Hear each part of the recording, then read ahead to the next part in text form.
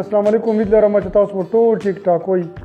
نن به په دې ویډیو کې زه تاسو د سر درد ټایپس ښیم چې د سر درد څومره ټایپس دي یا څومره اقسام دي. نو د دې نه مخکې ما یوه ویډیو جوړه کړې وه، که تاسو هغه ویډیو نه وي کتلې هغه ضرور وګورئ. نو په هغې ویډیو کې ما دا خبره کړې وه چې د سر درد ولې کېږي، یو مریض ته یو انسان ته سر درد هر وخت ولې کېږي، د سر درد څه وجوهات کېدای شي، څه کازې کېدای شي. هغه که تاسو وګورئ انشاءالله هغې سره به ډېر ښه معلومات تاسو ته حاصل شي. نن په دې پرټیکولر ویډیو کې زه تاسو ته د سر درد 4 قسمونه ښیم چې هغه غټ غټ قسمونه دي چې هغې علامات څه وي او هغه څنګه وي او څه ټیم نه څه ټیم شروع کېږي، او دا ټول ډیټیل به انشاءالله په دې ویډیو کې تاسو سره زه شیر کوم. ویډیو مکمل وګورئ. د سر درد کې اول قسم چې کوم دی هغې ته موږ ټینشن هیډیک وایو. د ټینشن هیډیک د سر درد هغه قسم ته وایي، هغه حالت ته وایي چې کله یو مریض ته د سر ټینشن وجې نه یا د ډپریشن وجې نه یا د زیات سوچ وجې نه یو انسان ته سر درد هر وخت وي، نو داسې سر درد ته موږ په میډیکل کې ټینشن هیډیک وایو. دغه ولې کېږي؟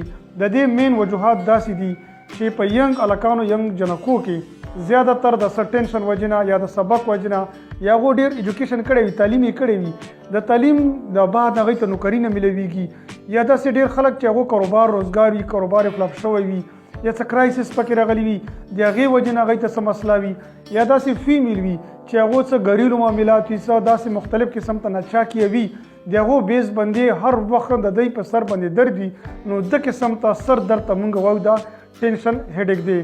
دویم د سر درد چې کوم قسم دی هغې ته موږ وایو چې کلسټر هیډیک. کلسټر هیډیک لکه څنګه تاسو په دې تصویر کې تاسو ته ښکاري، دا همیشه دپاره په یو سترګې سایډ باندې وي. مثال کې طور په د ښی طرف ته وي یا د ګس طرف ته وي، نو دا په یو سایډ باندې وي.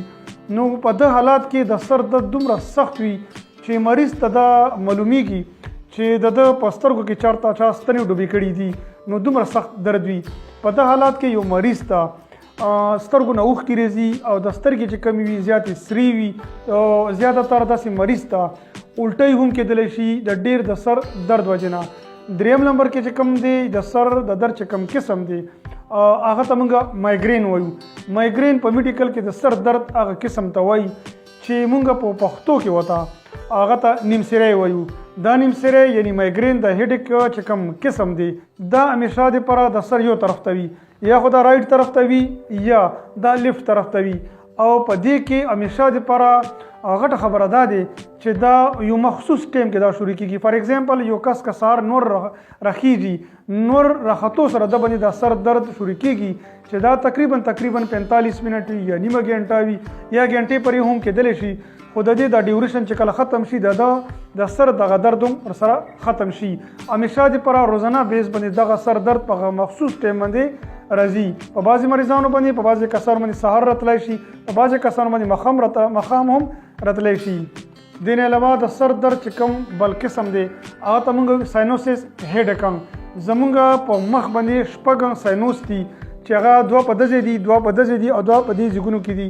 په تصویر کې هم تاسو ته ښکاري دا ساینوسس دي. همیشه دپاره چې په دې کې انفلمیشن وشي، په دې کې چېرته نو وشي یا زخم جوړ شي یا انفیکشن وشي، نو د دې وجې نه په سر باندې ډېر سیویر درد وي او سر باندې بوج وي، تکلیف وي، او مریض ته زیاته تر د سترګو نه اوښکې هم راتلی شي. دې نه علاوه مریض ته د پوزې نه زیاته تر اوبه هم راتلی شي. نو دا څو قسمونه چې تاسو سره ما شیر کړو چې د سر درد څو قسمونه دي، څومره ټایپس دي. انشاءالله امید لرم چې دا ویډیو به تاسو خوښه شوي. که ویډیو ستاسو خوښه شوي دا ویډیو نور ملګرو سره، یارانو دوستانو سره شیر کړئ، ولې چې دا داسې معلومات دي هغو ته به هم څه نه څه فایده وشي. د خپل ځان او د خپل صحت ډېر خیال ساتئ. الله په امان.